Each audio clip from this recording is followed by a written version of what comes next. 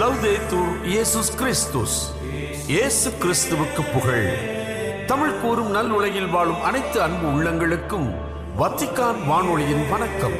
இறைவன் உங்கள் உள்ளத்தையும் இல்லத்தையும் தன் அன்பாலும் அருளாலும் அமைதியாலும் இன்றும் என்றும் நிரப்புவாராக.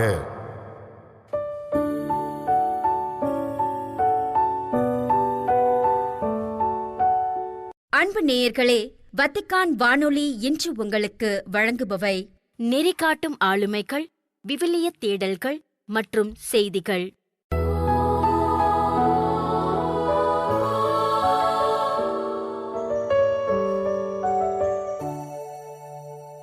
நெறிகாட்டும் ஆளுமைகள்.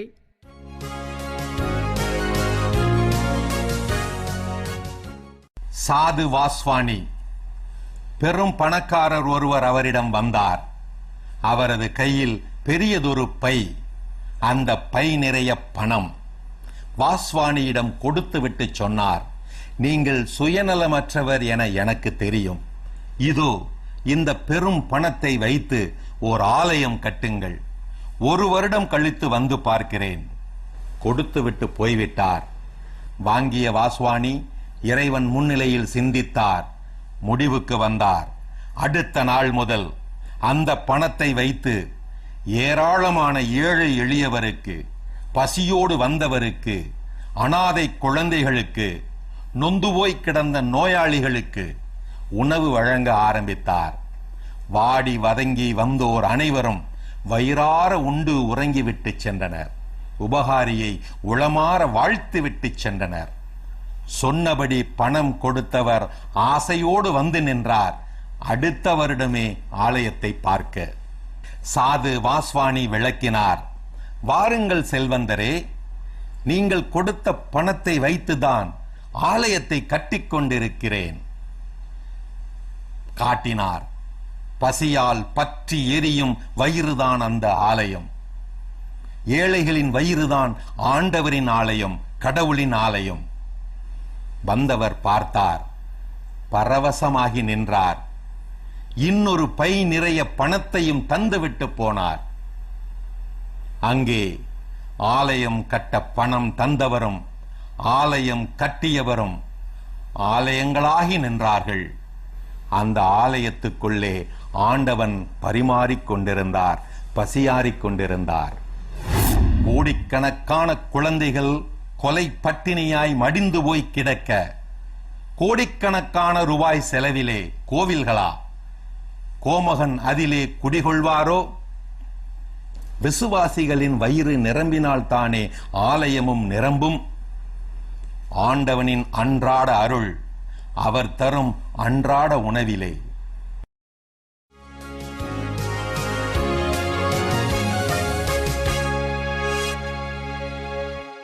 விவிலிய தேடல்கள்.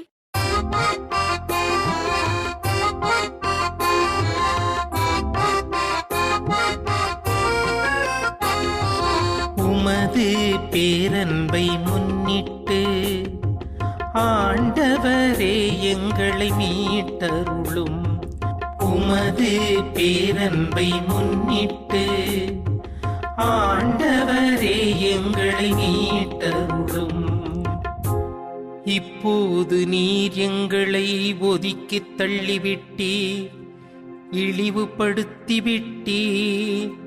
எங்கள் படைகளுடன் நீர் செல்லாதிருக்கின்றீர்.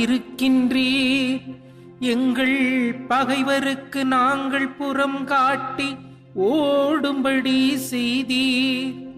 எங்களை பகைப்போர் எங்களை கொள்ளையிட்டனர்.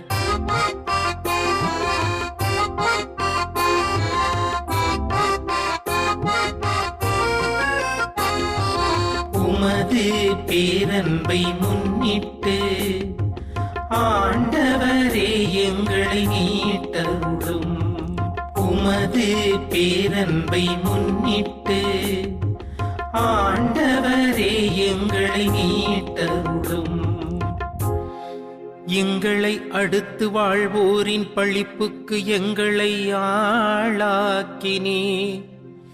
எங்கள் சுற்றுப்புறத்தாரின் ஏளனத்துக்கும் இகழ்ச்சிக்கும் எங்களை உள்ளாக்கினீர். வேற்றினத்தாரிடையே எங்களை ஒரு பழி சொல்லாக்கினீர். ஏனைய மக்கள் எங்களை பார்த்து தலையசைத்து நகைக்கின்றன. என் தலைவா கிளர்ந்தெழும், ஏன் உறங்குகின்றீர் விழித்தெழும். எங்களை ஒருபோதும் ஒதுக்கி தள்ளிவிடாதேயும். உமது முகத்தை ஏன் மறைத்துக் கொள்கின்றீர்? எங்கள் சிறுமையையும் துன்பத்தையும் ஏன் மறந்து விடுகின்றீர்?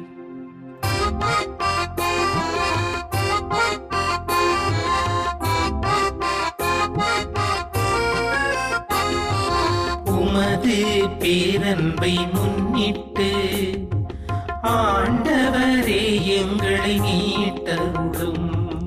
உமது பேரன்பை முன்னிட்டு ஆண்டவரே எங்களை மீட்டருளும். இன்றைய திருப்பாடல் பகுதி நமக்கு சொல்லும் செய்தி என்ன? திருப்பாடல் ஆசிரியர் நமக்கு சொல்வது, இஸ்ரேல் மக்கள் போரில் தோற்கடிக்கப்பட்டு நாடு கடத்தப்பட்டு அங்கு விடுதலைக்காக இயங்கிக் கொண்டிருக்கும் சூழ்நிலையை பதிவு செய்கிறது. நமக்கு இன்று கொடுக்கப்பட்ட பகுதிக்கு முந்தைய வசனங்கள் முற்காலத்தில் தங்கள் மூதாதையரை இறைவன் எவ்வாறு வழிநடத்தார், பாதுகாத்தார் என்பதை மிக அழகாக எடுத்துச் சொல்கிறது. ஆனால் இன்றைய வசனங்களிலே முற்காலத்தில் இறைவன் செய்த வல்ல செயல்களை நினைத்து பார்த்துவிட்டு தற்போது தாங்கள் படும் துன்பச் சூழ்நிலைகளை பின்வருமாறு எடுத்து கூறுகின்றனர். இறைவனின் பிரசன்னம் எங்களோடு இல்லை, அதனால் புறமுதுகிட்டு ஓடச் செய்தார். எதிரிகள் மற்றும் வேற்றினத்தாரின் பழிப்புரைக்கு உள்ளானோம். மானக்கேடும் அவமானமும் தங்களை மூடுகின்றது. இறுதியாக தங்கள் சிறுமையையும் துன்பத்தையும் நீக்க இறைவனிடம் ஜெபிக்கின்றனர். ஆம் இறைவேசியில் பிரியமான சகோதர சகோதரிகளே, திருப்பாடல் ஆசிரியர் நமக்கு மிக அழகாக சொல்லித் தருவது நம்முடைய துன்பங்கள், அவமானங்கள், கவலைகளை பற்றி இஸ்ரேல் மக்கள் கடவுளிடம் எடுத்து கூறுகின்றனர். ஆனால் கடவுளை பற்றி யாரிடமும் புலம்பவில்லை, முறையிடவில்லை. நமக்கான பாடமும் இன்றைக்கு அதுவாகத்தான் இருக்கின்றது. இயேசுவில் பிரியமான சகோதர சகோதரிகளே, நம்முடைய வாழ்க்கையிலே பல நேரங்களிலே நமக்கு வரும் துன்பங்கள், கவலைகள், தோல்விகள், அவமானங்கள் எல்லாவற்றிற்கும் புலம்புவர்களாக, அதுவும் கடவுளை பற்றி புலம்புவர்களாக நாம் இருக்கின்றோம். ஏன் கடவுள் எனக்கு மட்டும் இந்த துன்பங்களை தர வேண்டும், எனக்கு மட்டும் இந்த துயரங்களை தர வேண்டும் என்று கடவுளை பற்றி மற்றவரிடம் நாம் முறையிடுவர்களாக இருக்கின்றோம். ஆனால் நாம் கடவுளை பற்றி கடவுளோடு சொல்பவர்களாக சில நேரங்களிலே இல்லாமல் போகிறோம். நாம் படுகின்ற துன்பங்கள், துயரங்கள் அனைத்தும் கடவுளுடைய மாட்சிக்காக என்பதை நாம் உணர்ந்து கொள்ள தவறுகின்றோம். இயேசுவில் பிரியமானவர்களே, நம்முடைய வாழ்க்கையிலே ஏற்படுகின்ற துன்பங்கள், துயரங்களை நாம் எண்ணி பார்க்கின்ற பொழுது நம்முடைய எண்ணங்கள் வேறு, கடவுளுடைய மாட்சி வேறு, கடவுளுடைய திட்டங்கள் வேறு என்பதை நாம் உணர மறுக்கின்றோம். இயேசுவில் பிரியமான சகோதர சகோதரிகளே, ஆம், நம்முடைய வாழ்க்கையிலே நாம் படுகின்ற துன்பங்கள், துயரங்களின் வழியாக நாம் கடவுளுடைய மாட்சி இன்னும் அளவுக்கு அதிகமாக அறிந்து கொள்வதற்கும் அதை புரிந்து கொள்வதற்கும் நாம் முயற்சி எடுக்கணுமே தவிர, நாம் அவற்றை பற்றி புலம்பி தவித்து அதை பற்றி நாம் ஏக்கங்களோடு இருப்பது எந்த விதத்திலும் சரியானதாக இருக்க போவதில்லை. ஆம் இயேசுவில் பிரியமான சகோதர சகோதரிகளே, இதைத்தான் இஸ்ரேல் மக்களும் அன்றைக்கு செய்தார்கள். கடவுள் அவர்களுக்கு செய்த அனைத்து நன்மைகளுக்கும் நன்றி உள்ளவராக இருந்தார்கள். ஆனால் அவர்கள் அப்படி இருந்த போதிலும் கூட அவர்கள் கடவுளுடைய அனுசரணை அவர்களோடு இல்லை என்பதை அந்த தருணத்தில் உணர்ந்ததால் கடவுளிடம் வந்து அவர்களுடைய எண்ணங்களையும் ஏக்கங்களையும் தெரிவிக்கின்றார்கள். நாமும் நம்முடைய வாழ்க்கையிலே பல நேரங்களிலே மற்றவர்களிடம் கடவுளை பற்றி புலம்புகின்றோம். ஆனால் நம்மை பற்றி கடவுளுக்கு தெரிந்திருந்தும் கூட நாம் எவ்வாறு கடவுளோடு அதை பகிர்வதற்கு நாம் முனைகின்றோமா என்று சிந்தித்து பார்க்க நமக்கு அழைப்பு விடுக்கின்றது. ஆகவே இயேசுவில் பிரியமான சகோதர சகோதரிகளே, நம்முடைய வாழ்க்கையிலே துன்பங்கள், துயரங்கள் வருகின்ற பொழுது அது கடவுளுடைய சித்தமாக, கடவுளுடைய திருவுளமாக எண்ணி அவற்றை நாம் நம்முடைய வாழ்க்கையில ஏற்றுக்கொண்டு வாழ்கின்ற பொழுது நாம் கண்டிப்பாக நம்முடைய துன்பங்கள், துயரங்களிலிருந்து வெளிவர முடியும். அதன் வழியாக இறைவனுடைய மாட்சியை மற்றவர்களுக்கு எடுத்து தரக்கூடியவர்களாக, மற்றவர்களுக்கு எடுத்து சொல்லக்கூடியவர்களாக மாற முடியும் என்பதை நமக்கு இன்றைய திருப்பாடல் ஆசிரியர் தெளிவுபடுத்துகிறார். ஆகவே சிந்தித்து பார்ப்போம். நான் எந்த அளவிற்கு என்னுடைய துன்பங்கள், துயரங்களை ஏற்றுக்கொண்டு அது அனைத்தும் கடவுளுடைய மாட்சிக்காக, என் வழியாய் கடவுள் மற்றவர்களுக்கு ஒரு மகிமையும் மகிழ்ச்சியும் கொண்டு வருவதற்கான ஒரு காரணியாக இருக்கின்றார் என்பதை நாம் புரிந்து கொண்டு செயல்படுத்துகின்ற பொழுது அது ஒரு மிக அழகான ஏற்பாக மாறுகின்றது என்பதை நமக்கு எடுத்துரைக்கின்றது. இந்த கவலைகள், துன்பங்களை பற்றி சிந்திக்கின்ற பொழுது ஐயன் வள்ளுவரின் குரல் எனக்கு நினைவுக்கு வருகிறது. வெள்ளத்து அணைய இடும்பை அறிவுடையான் உள்ளத்தின் உள்ள கெடும். குறள் 622 சொல்லுவது போல, ஒருவனுக்கு துன்பம் வெள்ளம் போல வந்தாலும் அறிவுடைய ஒருவன் இறைவனின் பாதுகாப்பை நம்பி இறைவனிடம் வேண்டி அவரின் வழிநடத்துதலின்படி செயல்படுகின்ற போது அது நீங்கிவிடும். ஆம், நாம் இறைவனுடைய பாதுகாப்பை ஏற்று அவருடைய பாதுகாப்பை நம்முடைய வாழ்க்கையிலே கொடுக்கின்ற பொழுது, எடுக்கின்ற பொழுதும் நாம் கண்டிப்பாக நம்முடைய துன்பங்கள் நீங்கி இறைவனோடு பயணிக்கக்கூடிய நல்லதொரு மக்களாக வாழ்வோம் என்பதை எடுத்து காட்டுகிறது. ஆகவே சிந்திப்போம். நம்முடைய வாழ்க்கையிலே நாம் படுகின்ற துன்பங்கள் வழியாக இறைவனுடைய மாட்சியை மற்றவர்களுக்கு எடுத்து கூறுவர்களாக மாறுவோம். ஜெபிப்போமா. அன்பு இறைவா, எங்கள் வாழ்வில் வருகின்ற துன்பங்கள், கவலைகள், அவமானங்கள் கண்டு மனம் கலங்கி துவண்டு விடாமல் உம்முடைய கரங்கள் எம்மை எப்போதும் பாதுகாக்கின்றன, வழி நடத்துகின்ற என்ற நம்பிக்கையோடு வாழ வரம் தந்து ஆசிர்வதிக்க உம்மை வேண்டுகின்றோம். ஆமென்.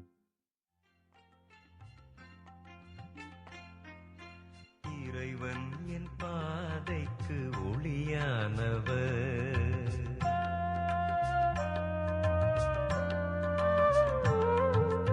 இறைவன் என் பாதைக்கு ஒளியானவர், அவரே என் மீட்புக்கு வழியானவர். யாருக்கு நான் இனி அஞ்சுவேன், இறைவன் என் பாதைக்கு ஒளியானவர்.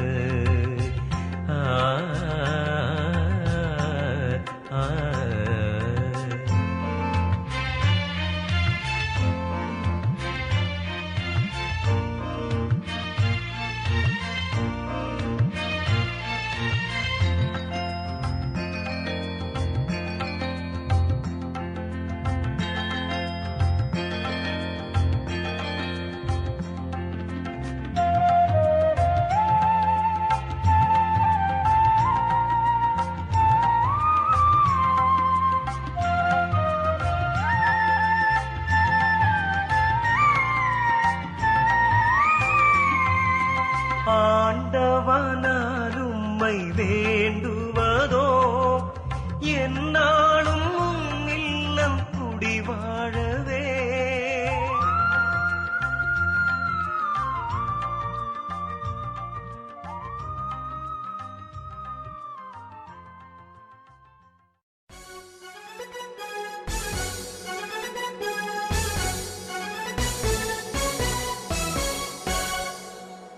செய்திகள். பொதுநிலையினர் குடும்பம் மற்றும் வாழ்வுக்கான திருப்பிடத்துறையும் ஆயர் மாமன்றத்தின் பொது செயலகமும் இணைந்து திருத்தந்தை 14ஆம் லியோ அவர்கள் கூட்டியுள்ள உலகளாவிய குடும்பங்களின் சந்திப்பிற்கான ஆயத்த ஆவணமான கருப்பொருள் கட்டமைப்பை வெளியிட்டுள்ளன. 2026ஆம் ஆண்டு அக்டோபர் 7ஆம் நாள் முதல் 14ஆம் நாள் வரை வத்திக்கானில் நடைபெறவுள்ள இந்த சந்திப்பில் கிழக்கு கத்தோலிக்க திரு அவைகளின் தலைவர்களும் உலக நாடுகளின் ஆயர்கள் பேரவையின் தலைவர்களும் பங்கேற்க உள்ளனர். 2026ஆம் ஆண்டு மார்ச் 19ஆம் நாளன்று திருத்தந்தை அவர்கள் அறிவித்த இந்த சந்திப்பு அன்பின் மகிழ்ச்சி என்ற திருத்துத அறிவுரை மடலின் 10ஆம் ஆண்டு நிறைவை முன்னிட்டு நடைபெறுகிறது. வேகமாக மாறிவரும் இன்றைய உலக சூழலில் குடும்பங்களுக்கு நற்செய்தி இன்னும் பயனுள்ள முறையில் எடுத்து செல்வதற்கான வழிகளை, அனைவரின் அனுபவங்களையும் கருத்துகளையும் கேட்டறிந்து ஆயர் மாமன்ற பணியிலான கூட்டு பகுத்தறிவின் மூலம் ஆராய்வதே இந்த சந்திப்பின் முக்கிய நோக்கமாகும். கடந்த ஜூன் மாதம் நடைபெற்ற கர்தினால்கள் பேரவை கூட்டத்தில் குடும்பங்களின் இன்றியமையாத பங்கை மீண்டும் வலியுறுத்திய திருத்தந்தை அவர்கள், குடும்பங்கள் வலுவாக இருக்கும்போது அங்கு நல்லுறவு, ஒற்றுமை மற்றும் நம்பிக்கை வளர்கின்றன என்றும், குடும்பங்கள் சவால்களை எதிர்கொள்ளும் போது அதன் தாக்கம் ஒட்டுமொத்த சமூகத்தையும் பாதிக்கிறது என்றும் தெரிவித்தார். மேலும் உலகின் பல்வேறு பகுதிகளைச் சேர்ந்த சில குடும்பங்களுக்கும் இந்த சந்திப்பில் பங்கேற்று தங்களது வாழ்வியல் அனுபவங்களையும் இறை நம்பிக்கை பயணத்தையும் பகிர்ந்து கொள்வார்கள் என்றும் அவர் அறிவித்தார். கைதிகளின் மாண்பிற்கு கூடுதல் மதிப்பளிக்க வேண்டும் என்றும், நாம் கைதிகளை நடத்தும் விதம் கடவுளோடு நமக்கு இருக்கும் உறவின் அளவுகோலாகும் என்றும் கூறியுள்ள பேராயர் சாமுவேல் அவர்கள், அவர்களின் துன்பங்களை நாம் புறக்கணிப்பது கிறிஸ்துவையே புறக்கணிப்பதற்கு சமம் என்றும் குறிப்பிட்டுள்ளார். ஜூன் மாத இறுதியில் வெளியிடப்பட்ட ஆயரின் அருள்பணி மடலில் கேமரூனின் நீதி மற்றும் சிறைத்துறை அமைப்புகளில் நிலவும் அமைப்பு சார்ந்த அநீதிகளை கடுமையாக கண்டித்த பேராயர் அவர்கள், சிறையில் இருந்தேன், நீங்கள் என்னை தேடி வந்தீர்கள் என்ற இயேசுவின் வார்த்தைகளை சுட்டிக்காட்டி, இந்த மடல் சர்ச்சையை ஏற்படுத்துவதற்காக அல்ல, மாறாக ஆயர் என்ற முறையில் உள்ள அக்கறை மற்றும் இரக்கத்தின் வெளிப்பாடாகவே எழுதப்பட்டது என்றும் கூறியுள்ளார். காரணமற்ற கைதுகள், ரகசிய தடுப்பு காவல்கள், தனிமை சிறைவாசம், ஊழல் மற்றும் குற்றவியல் நடைமுறைகளின் தொடர்ச்சியான மீறல்கள் ஆகியவற்றை பேராயர் அவர்கள் பகிரங்கமாக கண்டித்துள்ளார். கைது செய்வதற்கான ஆணை இல்லாமல் காவலில் வைக்கப்பட்டு காணாமல் போனவர்களின் அவலநிலையை சுட்டிக்காட்டிய பேராயர் அவர்கள், இவர்களின் குடும்பத்தினர் எவ்வித தகவலும் கிடைக்காமல் வீணாக தேடி அலைகின்றனர் என்றும் கூறியுள்ளார். கொலம்பியா ஆயர் பேரவையின் 121வது நிறைவு பேரவை ஆயர் மாமன்ற மற்றும் மறைப்பணி கண்ணோட்டத்தில் குருத்துவத்திற்கான ஆரம்ப உருவாக்கம் என்ற கருப்பொருளின் கீழ் ஜூலை 6 முதல் 10 வரை போகோட்டாவில் நடைபெற்று வருகிறது. குறைந்து வரும் குருத்துவ அழைத்தல்களுக்கும் திரு அவை எதிர்கொள்ளும் புதிய சவால்களுக்கும் பதிலளிக்கும் வகையில் குருத்துவ உருவாக்கத்தை வலுப்படுத்துவதே இக்கூட்டத்தின் முக்கிய நோக்கமாகும். இந்த கூட்டத்தில் ஏறக்குறைய 90 ஆயர்களுடன் குருத்துவ கல்லூரிகளின் அதிபர்கள், உருவாக்க பொறுப்பாளர்கள், குருத்துவ மாணவர்கள், துறவர் ஆண்கள் மற்றும் பெண்கள், பொது நிலையினர் ஆகியோரும் பங்கேற்று எதிர்கால குருக்களை எவ்வாறு சிறப்பாக உருவாக்குவது என்பது குறித்து கேட்டறிதல், பகுத்தறிதல் மற்றும் ஆயர் மாமன்ற பாணியிலான ஒத்துழைப்பின் வழியாக கலந்துரையாடி வருகின்றனர். குருத்துவ உருவாக்கம் என்பது அருட்பொழிவுக்கு பின்னர் தொடங்கும் ஒன்று அல்ல, அதற்கு முன்பே ஆரம்பமாகும் வாழ்நாள் முழுவதுமான பயணம் என்றும், அது எதிர்கால குருக்களின் மனிதநேயம், ஆன்மீகம், அறிவாற்றல் மற்றும் மேய்ப்பு பணித்திறன் ஆகியவற்றை முழுமையாக வளர்க்க வேண்டும் என்றும் ஆயர்கள் வலியுறுத்தியுள்ளனர். மேலும் இன்றைய சமூக கலாச்சார, டிஜிட்டல் மற்றும் மேய்ப்பு பணிசார் சவால்களையும் உருவாக்க பணியில் கருத்தில் கொள்ள வேண்டியதன் அவசியத்தையும் சுட்டிக்காட்டினர். இக்கூட்டத்தின் முக்கிய அம்சமாக குருத்துவ உருவாக்கத்திற்கான தேசிய வழிகாட்டி ஆவணமான ரேஷியோ நேஷனலிஸை உலகளாவிய திரு அவையின் ஆயர் மாமன்ற பயணத்திற்கு ஏற்ப புதுப்பிக்கும் பணியும் இடம்பெற்று வருகிறது.